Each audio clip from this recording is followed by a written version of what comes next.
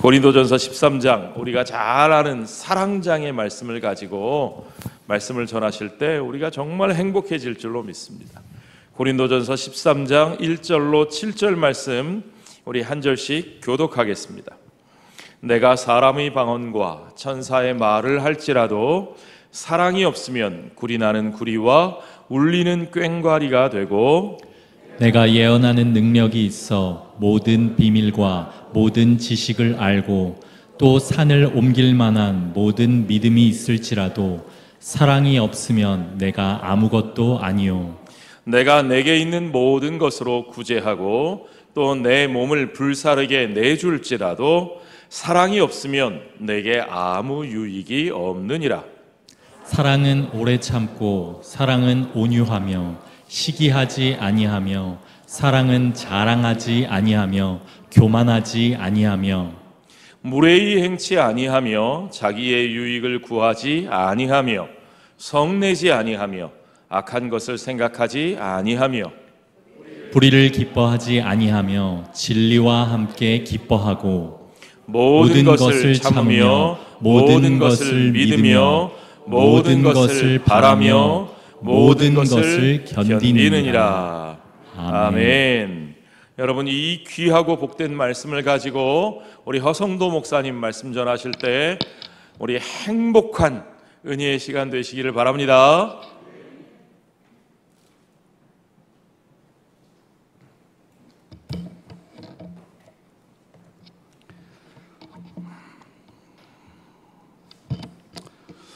오늘 우리가 나눌 말씀은 성경의 대표적인 사랑장 고린도전서 13장입니다. 우리가 함께 이 말씀을 묵상하면서 하나님께서 말씀하시는 사랑이 도대체 무엇인지 함께 살펴보기 원합니다. 여러분, 그 사랑을 깨달으면요, 그 사랑은 누군가를 변화시키고, 그 사랑은 공동체를 변화시키고, 그 사랑은 세상을 변화시킨다는 사실을 깨닫게 될 것입니다. 자, 고린도전서는 바울이 고린도 교회 성도들에게 보낸 편지고 16장으로 구성된 편지입니다. 우리는 지금 편지 거의 막바지인 13장의 말씀을 함께 나누려고 합니다. 사도 바울이 고린도 교인들을 향해 편지를 쓸 때, 시작할 때부터 그가 전달하려는 이야기의 핵심은 바로 이거예요. 하나가 되라. 분열하지 말고 서로 하나가 되어라. 그 말입니다. 예, 맞습니다. 사도 바울은 13장의 말씀에 이르기까지 사랑이라는 직접적인 단어가 거의 사용되진 않았지만 그의 메시지의 핵심은 잘 살펴보면 사랑과 하나됨을 지속적으로 강조했음을 우리는 알 수 있습니다.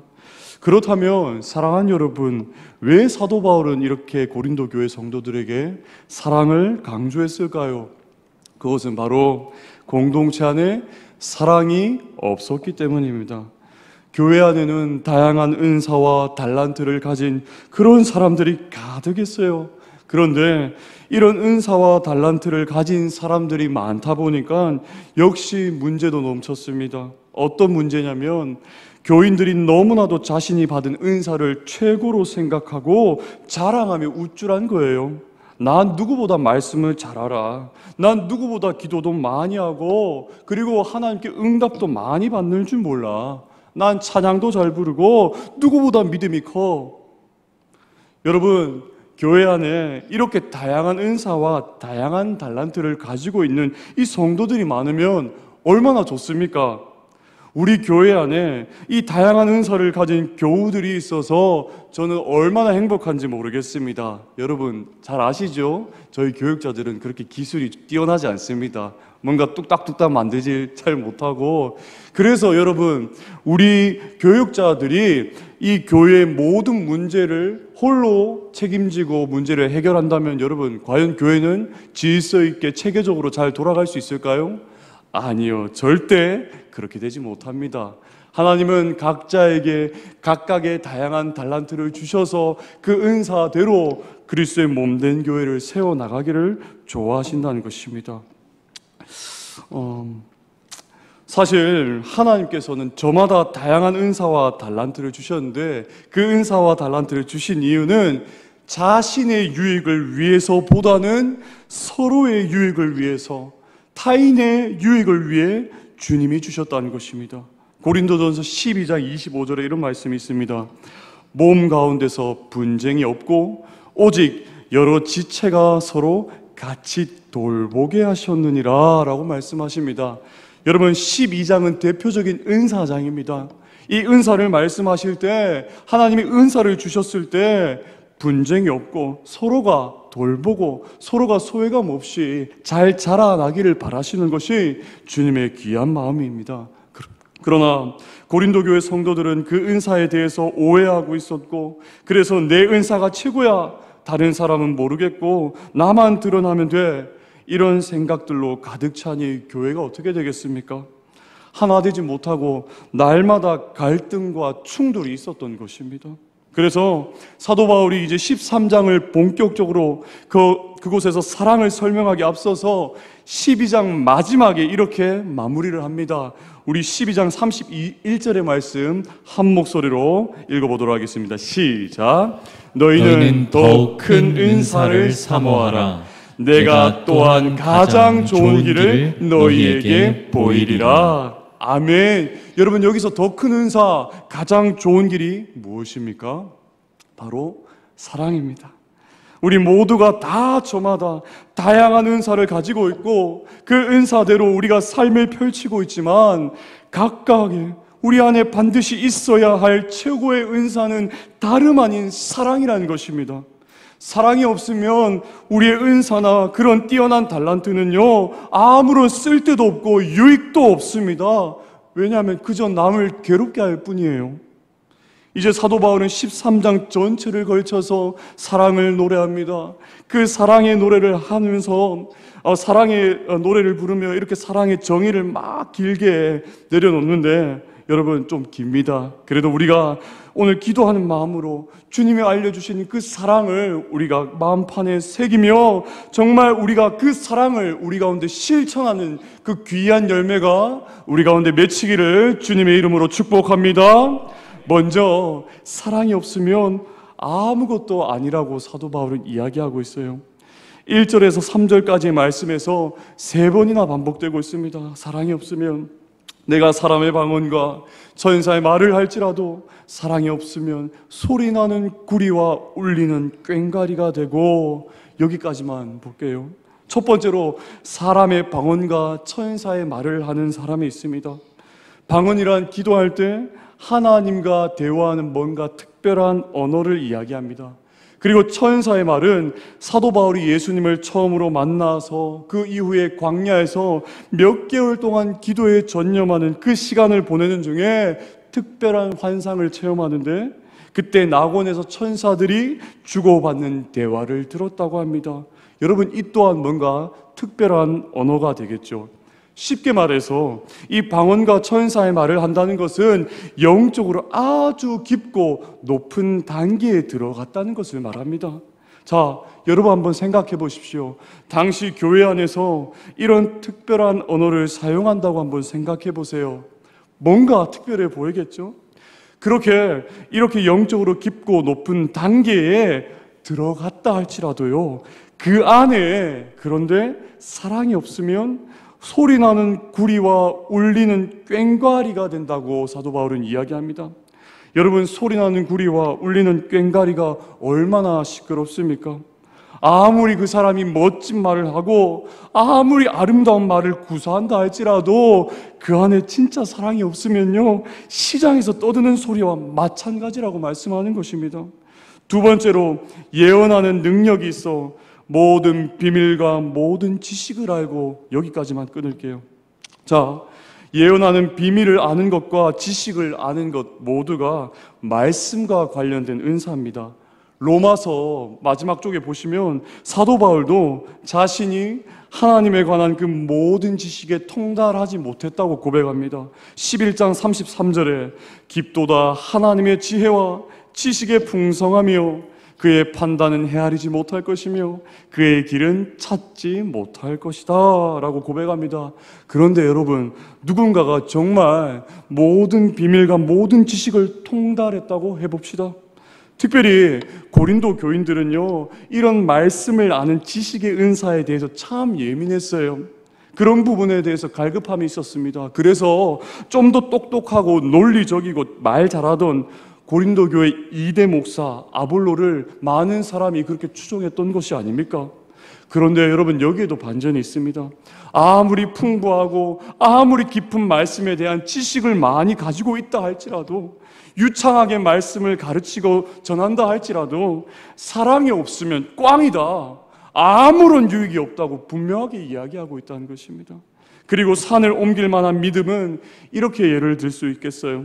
불가능한 것을 기도의 능력으로 응답받고 해결을 받은 믿음의 자.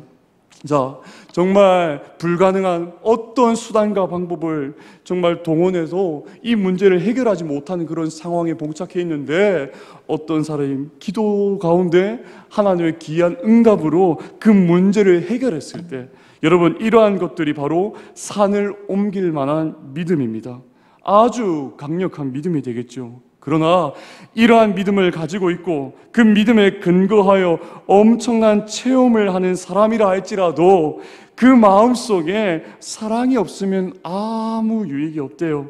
그저 나를 드러내기 위한 간증, 너희는 나와 달라, 나는 이런 사람이야 라고 생각한다면 여러분, 이는 공동체에 아무런 유익을 주지 못합니다.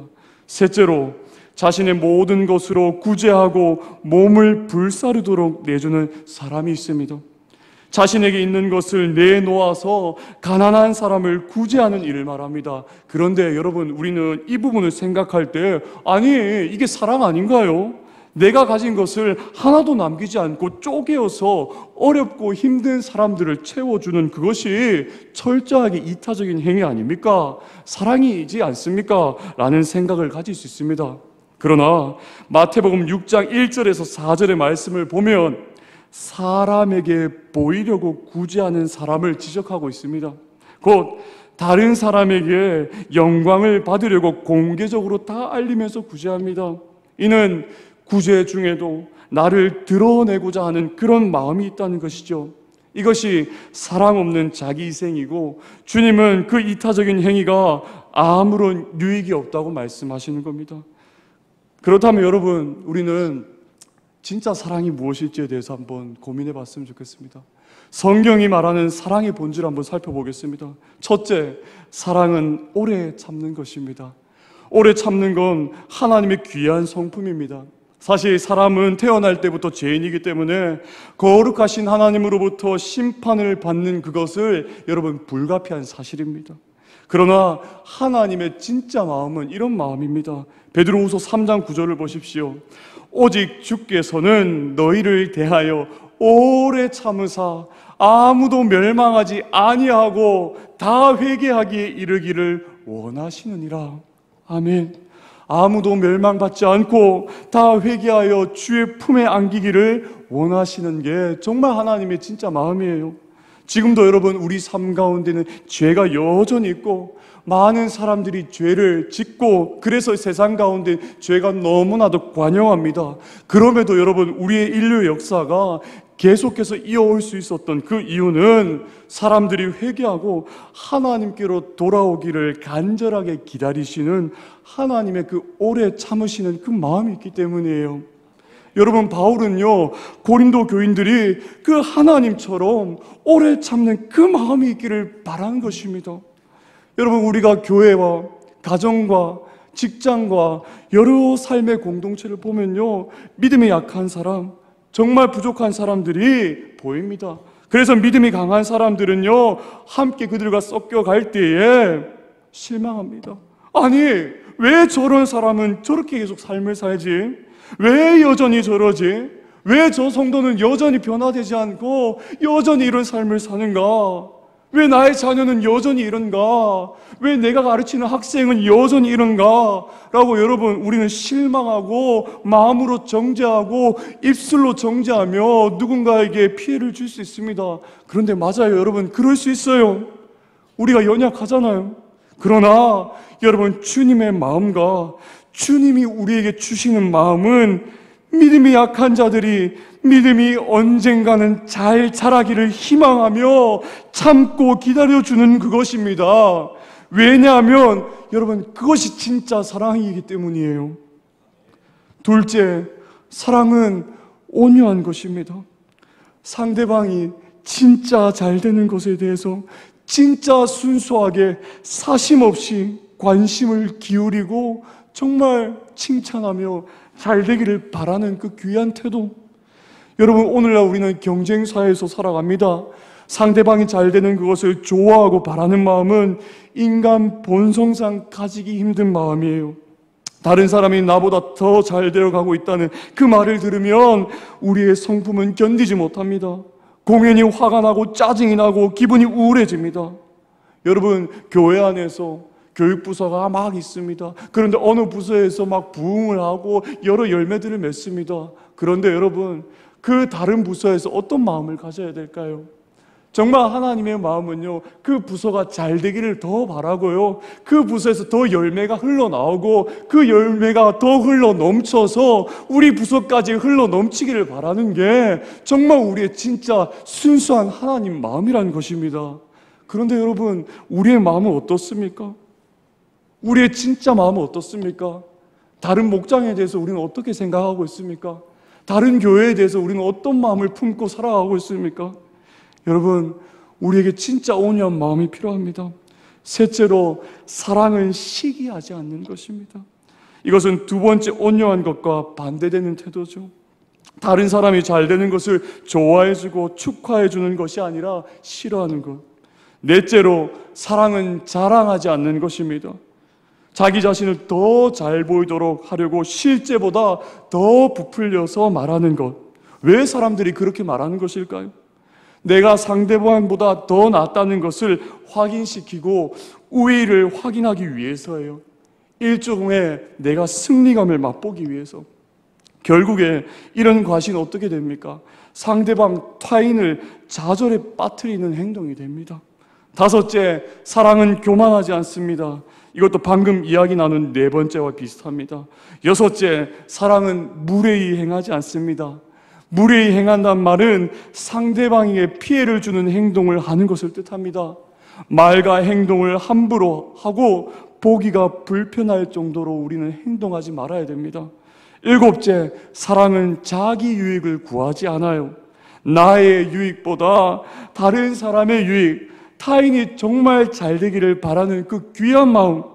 여러분, 저는 이 일곱 번째의 사랑이 모든 항목들의 중심을 이루는 아주 중요한 요소라 생각합니다.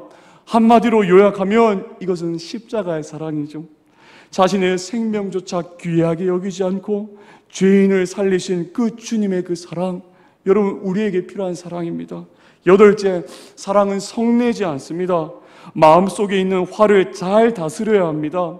저 사람이 나와 다르고 생각이 다르다는 그 이유로 화내지 말아야 합니다.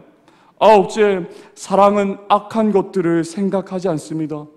여기서 생각한다라고 번역된 헬라어 원어는 로기조마라는 단어인데 이건 합비하다라는 뜻을 의미합니다. 즉 마음속에 계속 차곡차곡 누적해서 쌓아둔다는 거예요.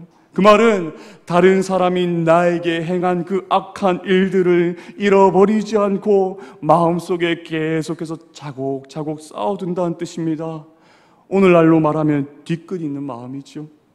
진정으로 사랑이 있는 사람은 다른 사람이 나에게 행한 그 나쁜 일들을 마음속에 쌓고 계속해서 담아두지 않으며 내보내고 있는, 잊어버리는 그런 사람입니다. 여러분, 단순한 사람이라고 생각해도 괜찮을 것 같아요. 열 번째, 사랑은 불의를 기뻐하지 않습니다. 이 말은 다른 사람의 불의, 곧 악한 일을 행한 것을 보고 고소하게 여기지 않는다는 뜻입니다. 우리는 다른 사람의 실수를 보고 기뻐하는 속성이 있습니다. 왜냐하면 그 사람의 약점을 잡았기 때문입니다. 그리고 그 약점을 가지고 사람들이 모인 그 자리에서 이야기거리로 이용할 수 있어요. 악행에 빠져 실수한 그 사람을 뒷담화하는 것입니다. 그러나 사랑은 불의를 기뻐하지 않습니다. 그럼 우리는 무엇을 기뻐합니까? 11번째, 사랑은 진리와 함께 기뻐합니다. 진리는 십자가의 복음을 말하고 십자가의 복음은 내 유익보다는 타인의 유익을 구하는 그 원리, 이 일을 하는 일을 기뻐해요. 자, 사도 바울은 이제 지금까지 나열한 그 사랑의 본질을 4가지로 정리합니다. 모든 것을 참으며, 모든 것을 믿으며, 모든 것을 바라며, 모든 것을 견디는 그 신앙. 여러분 7절의 말씀 우리가 한 목소리로 한번 읽어볼까요? 시작! 모든 것을 참으며, 모든 것을 믿으며, 모든 것을 견디느니라. 여러분 반복되는 단어가 보이십니까? 바로 모든 것이라는 거예요. 이 말은 상황이 어떤 방향으로 전개되어도 한결같은 태도를 잃지 않는다는 것입니다. 예, 사랑은 참는 것, 끝까지 참는 것입니다. 참는다로 번역된 이 헬라어 원어는 스테고이고 이 단어는 사실 지원해준다라는 뜻입니다. 처음에 누군가를 향해서 지원해주기로 약속하고 지원을 시작한 이상 지원받는 사람이 어떤 상황 속에 처해도 변함없는 태도로 지원을 계속해준다는 거예요. 그 사람의 편에 계속해서 서준다는 그런 귀한 의미입니다. 내가 그 자녀를 사랑한다 라고 생각하고 이 자녀를 지원해 주기로 약속했다면 여러분 끝까지 이 자녀가 어떤 상황에 처해 있다 할지라도 변함없는 태도로 지원을 계속해 주는 그것이 여러분 진짜 사랑이라는 것입니다. 예를 들어서 어떤 사람이 누군가 나에게 잘못을 했습니다. 이에 대해서 우리는 당연히 화가 날 수 있습니다.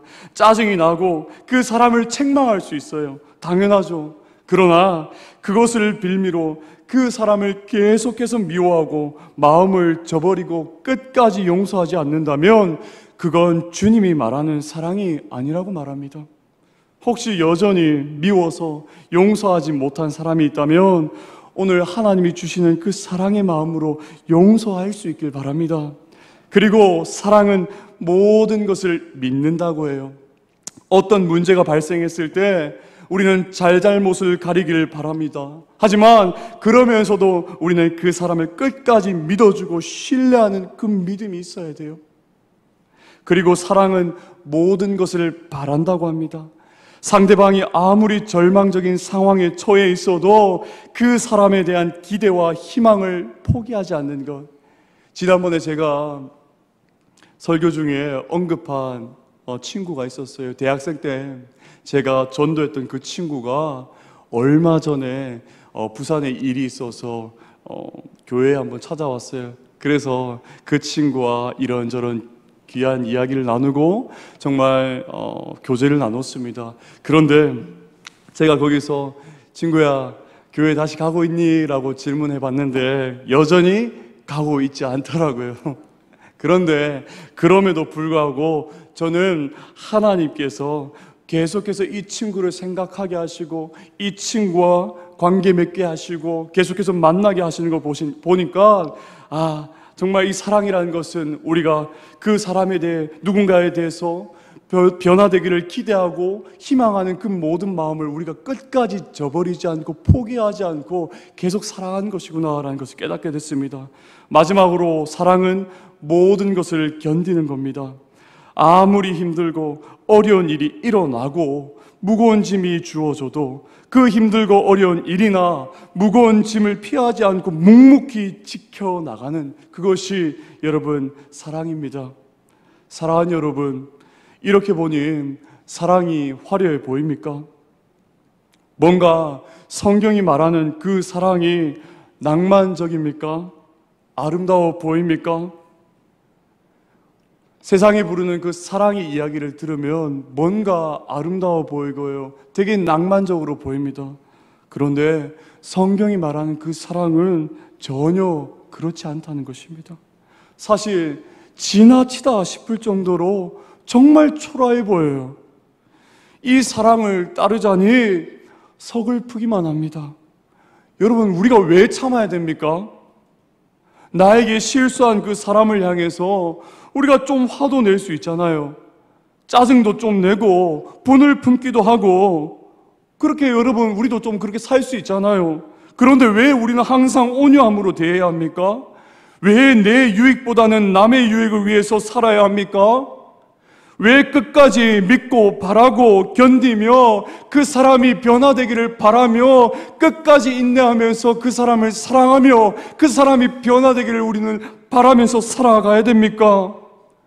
여러분, 왜 우리가 그 사람을 그렇게 사랑해야 돼요?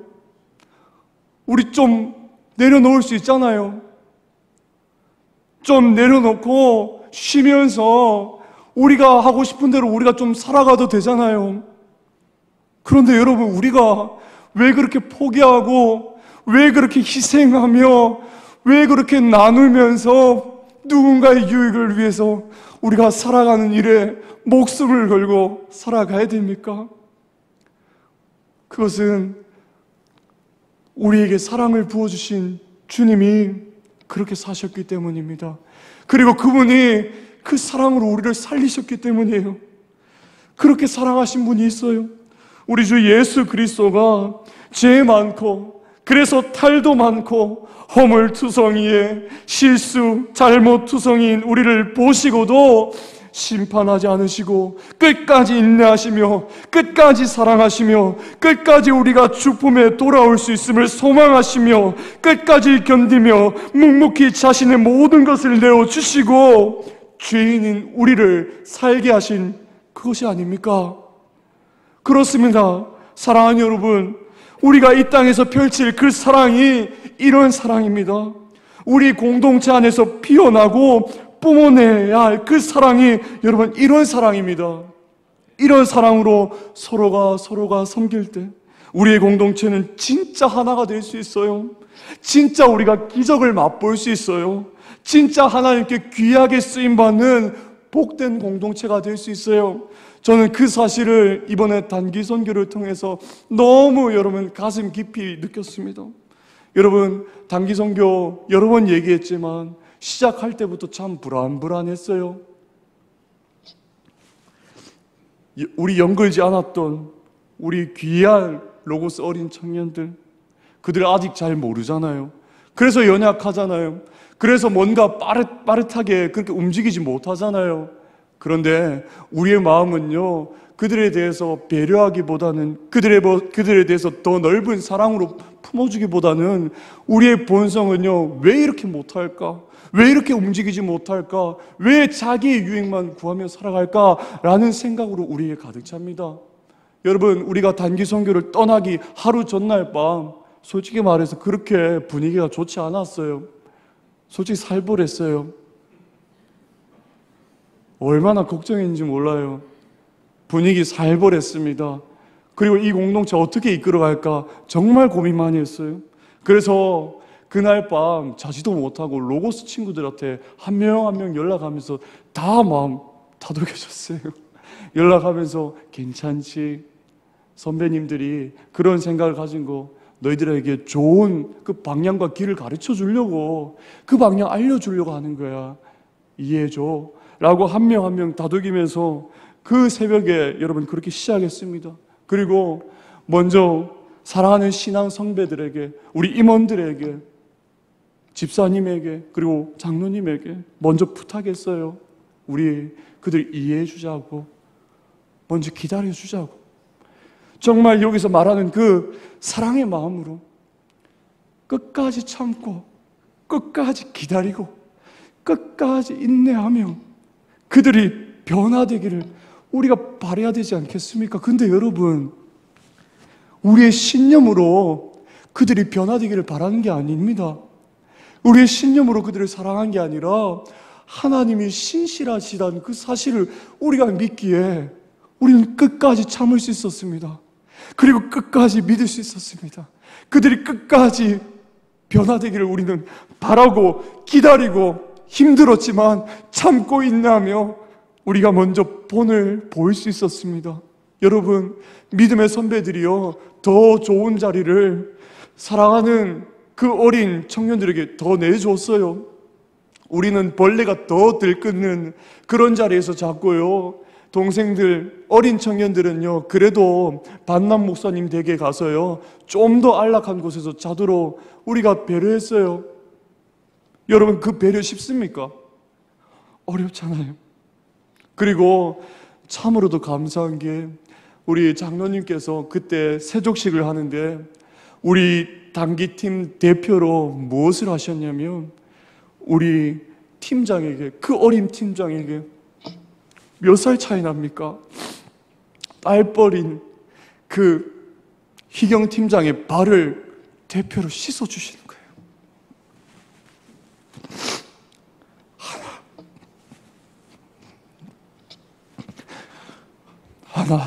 하나 씻어주시는데 이미 그 전부터 우리는 말씀을 통해서 주 성령 하나님의 충만한 역사와 그 이끄심 통해서 이미 우리는 사랑의 공동체로 변화되고 있었는데, 그때 저는 이 땅에서 귀한 사랑의 절정을 보았습니다. 그 장로님의 귀한 섬김으로 우리 모든 단기팀은 귀한 울림을 받게 되었어요. 아, 그래, 그 사랑하는 거 쉽지 않았지만 그 희생과 섬김과 기다림과 먼저 본이 되는 것, 먼저 나누어 주는 것, 먼저 기다리며 바라면서 그들이 변화되기를 바라며 우리가 움직이며 살아가는 그것. 그래서 여러분, 그 사랑의 삶을 통해서 우리 공동체는 변화되었고 우리 공동체는 사랑의 공동체가 되었으며, 사실 여러분, 그 기간 동안 저는 하나님 나라를 경험했어요. 그래서 제가 이 공동체 그 하나님이 너무 즐거워서, 날마다 교제함이 너무 즐거워서 몇 시간 못 자는데도 너무 행복해서, 그래서 빨리 이곳에 오고 싶지 않았던 것입니다. 사랑하는 여러분, 우리가 그 사랑의 삶을 산다는 것, 우리의 본성과 우리의 능력만으로 그 사랑의 삶을 산다는 건 여러분 기적에 가깝습니다. 절대 못 삽니다. 여러분 잘 아시잖아요. 우리의 본성, 악한 본성을 여러분들 잘 아시잖아요. 그러나 여러분, 우리의 힘으로는 이룰 수 없지만 성령께서 우리 마음속에 찾아와 주셔서 우리의 의지를 새롭게 하시고 강하게 세워주실 때 우리는 비로소 주님을 따라서 그 참된 사랑의 삶을 살 수 있다는 사실을 여러분 기억하시길 바랍니다. 오늘 우리에게 베푸신 그 귀한 사랑, 그 값진 사랑을 우리가 함께 기억하며 우리 서로 다른 모습으로, 다른 색깔로 빛을 내고 있으나 서로 우리가 존중하고 서로 아끼고 서로 돌보며 사랑함으로 하나님께서 기뻐하시는 하나 되는 귀한 사랑의 공동체가 되시기를 주님의 이름으로 축복합니다. 우리 함께 마지막 이 구절만 고백하고 찬양하기를 원합니다. 요한복음 13장 34절 우리 함께 고백하겠습니다. 시작. 새 계명을 너희에게 주노니 서로 사랑하라. 내가 너희를 사랑한 것 같이 너희도 사랑하라. 이 말씀이 우리 가운데 날마다 맺히기를 간절히 소망합니다. 우리 함께 찬양합시다.